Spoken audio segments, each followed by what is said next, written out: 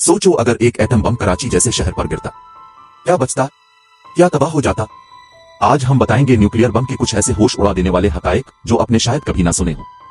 Fact 1, nuclear bomb की ताकत आम बम से लाखों गुना ज्यादा होती है।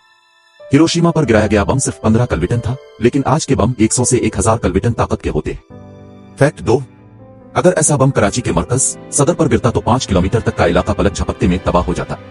गार्डन, आराम बाग, रीगल, MA जिना रोड सब कुछ राख बन जाता।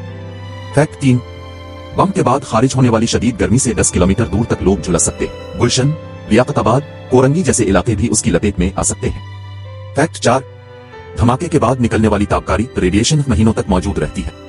कैंसर, जिल्द की बीमारियां और बच्चों में पैदाइशी नक्स आम हो जाते हैं। फैक्ट 5, इलेक्ट्रोमैग्नेटिक पल्स EMP से मोबाइल, इंटरनेट, अस्पतालों के आलात सब बंद हो जाते हैं।